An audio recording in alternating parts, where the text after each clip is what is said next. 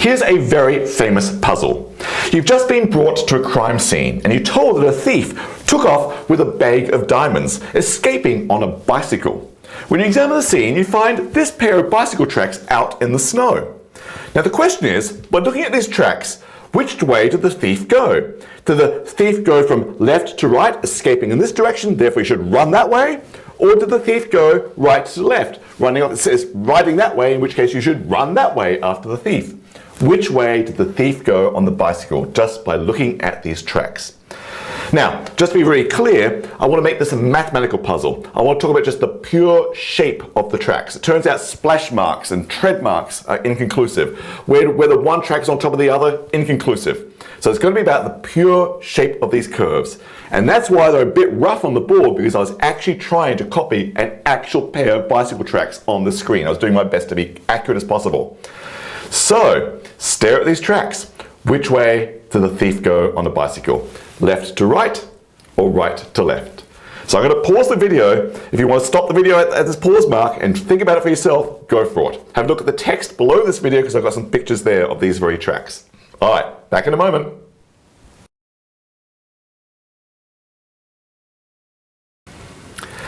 Alright, did you actually pause about how to do this? Because it's really a fun, fabulous puzzle. In fact, it's really cool to get an actual bicycle, cover the wheels with sidewalk chalk, ride that bicycle on a big piece of paper, make a wobbly path so you get some good mathematical shapes going on, and then lift that paper up on the wall and analyze the tracks. Can you tell which way the bicycle went just from the tracks? So, alright, let's answer that. How could you possibly tell? So my first question is, does it make sense there are two tracks? A blue track and a pink track? Well, yes, because a bicycle has two wheels. Like we saw before, there'll be a front wheel track and a back wheel track. Great, that makes good sense. Second, could we tell from this picture, or at least make a good educated guess, which is the front wheel track and which is the back wheel track? That gets a little bit more tricky. So you have to answer that question, I'm about to give it away, you need to think about how bicycles are actually built. Now I have a bicycle with me, well, sort of. I have a scooter with me, which is built the same way as a bicycle. It's got two wheels. It's got a front wheel and it's got a back wheel. In fact, look at this. The front wheel is part of the handlebars, so it can turn. So it's going to produce a more wobbly track, whereas the back wheel is fixed in its frame. It's actually fixed, it doesn't turn. Front wheel turns, can you see that? Hello? And back wheel is fixed. So we expect the back wheel to produce a slightly more stable track than the front wheel. So which of these two tracks looks more stable, the front or the back? I'm guessing the blue one looks like it's more stable, so I'm going to guess that this blue track is the back wheel, and I'm going to guess that the pink track is the front wheel. It's a little bit more wobbly. Okay, that's a piece of information. What next? What next? How can we then figure out which way the bicycle actually went? This way or that way? Now, again, I'm going to give it away, so there's lots of good money here. In fact, there's a really good activity to do with some friends. So again, look at the text below this video, because I explain how you can set this up as an activity to try with friends. Do it that way before I give the answer away, if you like. But I'm about to give the answer away. Because there's another key thing about how bicycles are built, in this case a scooter. Not only is the back wheel fixed in its frame, and the front wheel can turn, this back wheel is fixed in a way so it's always pointing towards the point of contact with the ground of the front wheel. Now which way the front wheel is pointing, or which way that front wheel track is going, it doesn't matter. The back wheel is always pointing directly towards that front wheel tire, that point of contact on the ground there. Wow. So that means not only is the back wheel more stable, it's always pointing towards the front wheel track. Always pointing towards the front wheel track. All right, so let's think about that. Let's pick a direction. Most people go left to right first. Just for fun, I'll go right to left and see what we can deduce here. Pick a point on the back wheel track. I pick this one. Now, if the bicycle is going indeed right to left, that means it's this back wheel right at that moment is actually pointing towards the front wheel track, and I can see it looks like it's true. Maybe I should use a different marker, yellow or something. It looks like the back wheel is pointing there to the front wheel track there. Oh, that looks good. So maybe the bicycle is actually going this way. Well, okay, I just chose one point. That's going to happen at every single point. But if I go here, maybe at this point on the back wheel track, is it pointing towards the front wheel? If I do like it looks like it's pointing, according to my ruler, to there on the front wheel.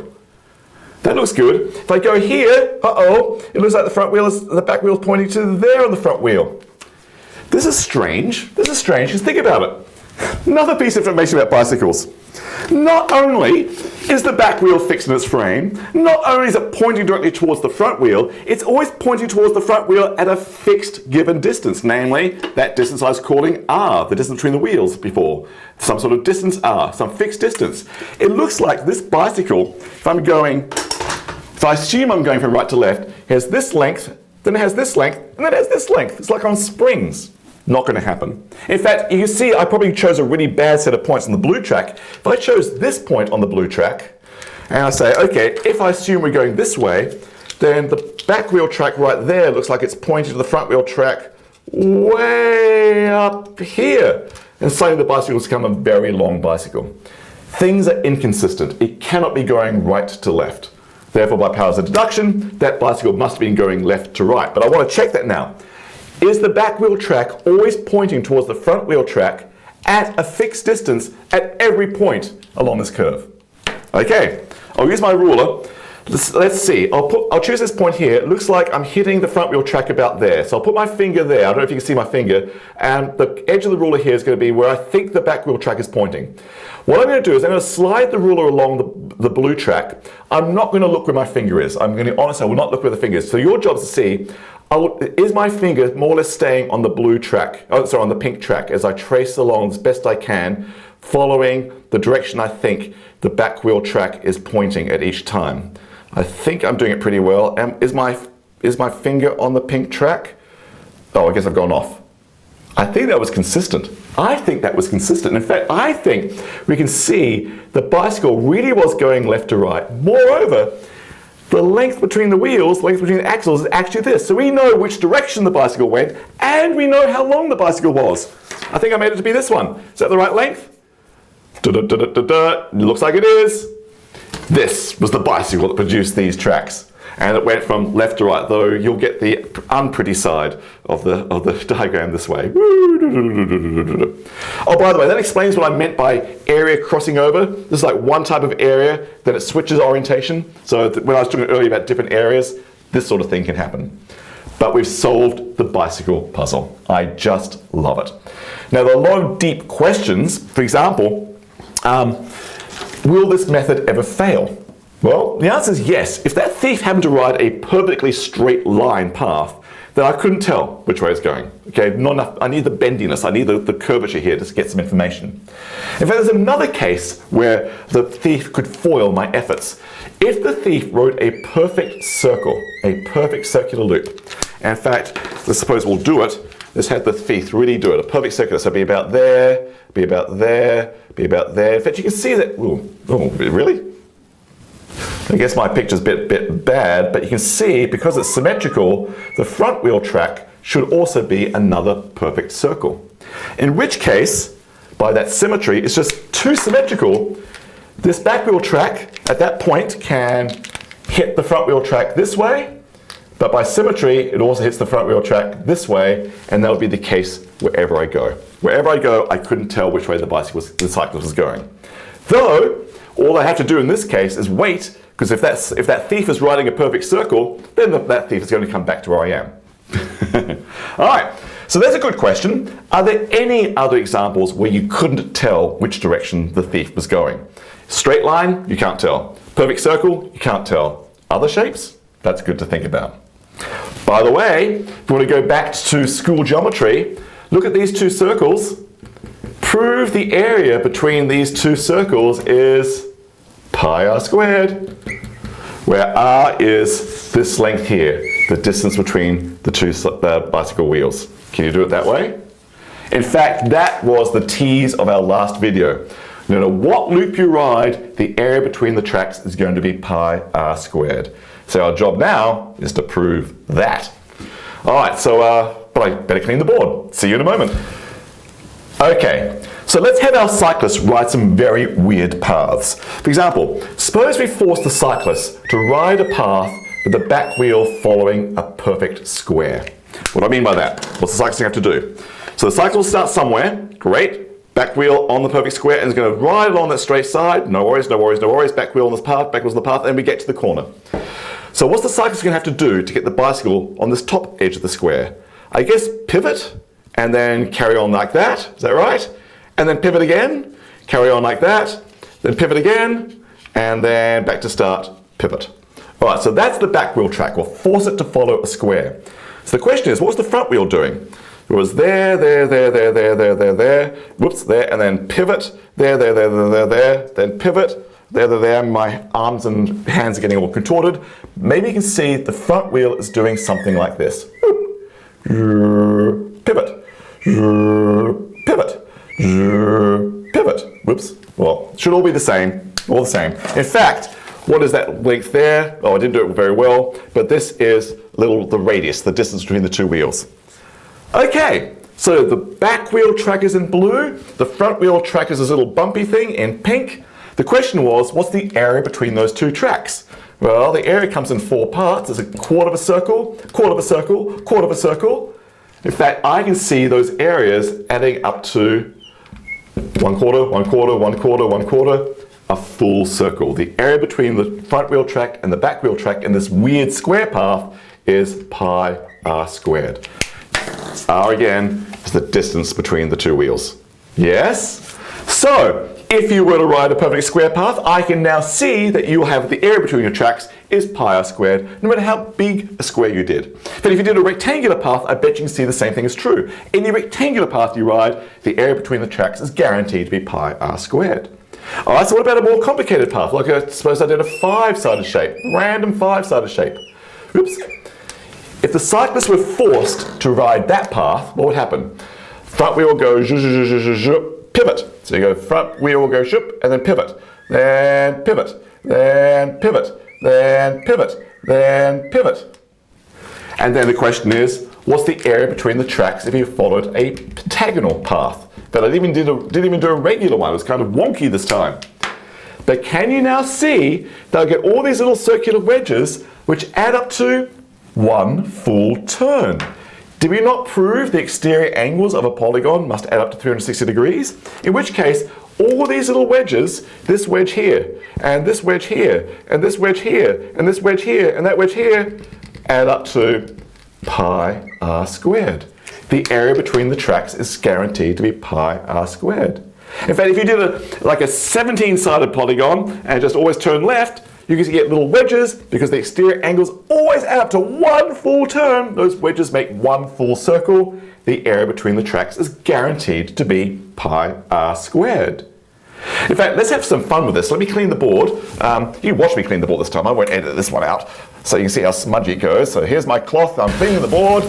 Sorry, I had to pause after all because I had a real smudge. There was a line going on. Sorry about that line. Okay, but back. So, if you really want to start playing with left and right turns now as you ride your loops, then you'll start to see why mathematicians actually care about calling some angles positive and some angles negative. So, for example, suppose we force the rider to follow a back wheel path like this. Yeah? So this is called a concave polygon. It caves in a little bit. Then the front wheel track, as your rider's going zoom, zoom, zoom, zoom, zoom, zoom. I'm having fun with noises. You can see the front wheel track is something like this. Okay, they all should be the same radius wedges, but I'm not doing a very good job, but I think the idea is clear. In fact, you look at this, then you realize there's something different going on. This was a counterclockwise turn, left turn, opposite of left turn. There's a right turn, left turn, left turn, left turn, left turn. So I've got all these areas here, and you can see what's happening here.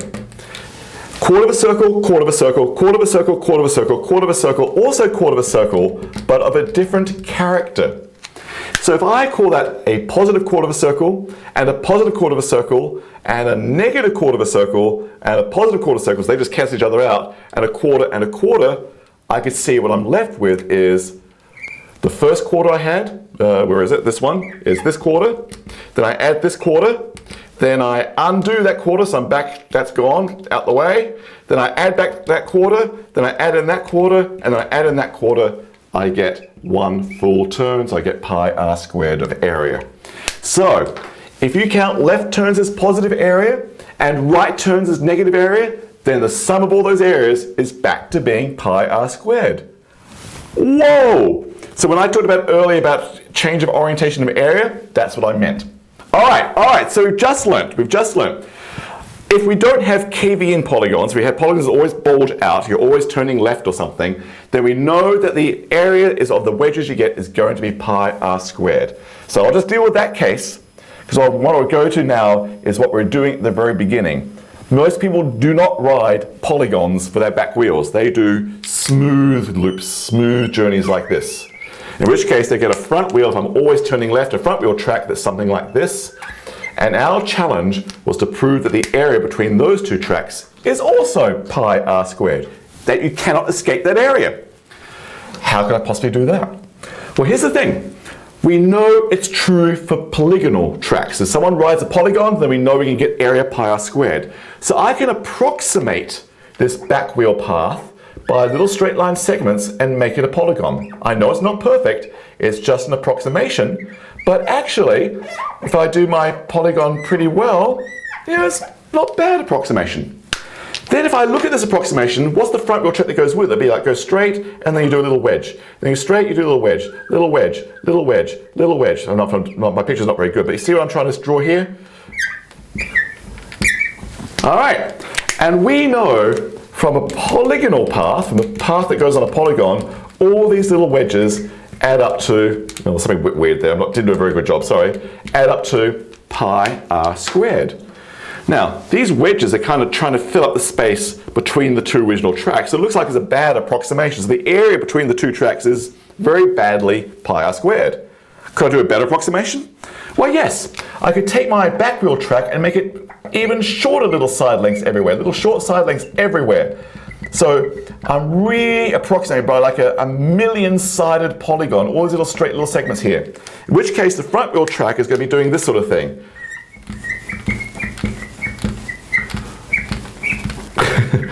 Do you see what I'm trying to draw? Still be a bit fuzzy. I know it's going to be fuzzy. It's not going to be an actual match, but you can see that the area between the tracks, I say you can see, look at this is a mess. But the area between the tracks, which I know is pi r squared for the polygon for this approximation, is getting closer and closer and closer to matching the true area between the tracks. In fact, every approximation we make gets closer and closer to being the true area between the tracks, and it always has value pi r squared. Every approximation, every really good, incredibly close approximation has value pi r squared. Well, if every possible approximation that gets more and more precise always has the value pi r squared, we can only logically deduce that the area between the actual tracks from the get-go, from the very beginning, the original pair of tracks, must actually be pi r squared. Whoa. So if you ride a journey tonight on a bicycle and you park your bike back where you started, you've just created an area of pi r squared and you cannot escape it. This is mind-blowing. I've got to love mathematics for this. Mathematics is just the coolest, neatest thing. Look at this. Just the angles, the exterior angles led us to this incredible, incredible result. And of course, you're invited now to think about, okay, what about doing the positive and negative areas and loops and multiple turnings and all the rest? Can you adjust the theory and explain in your mind's eye why those areas always have those invariant values as well? So multiple of pi r squared. It is just fabulously cool stuff. So thanks for joining us. This has been brilliant.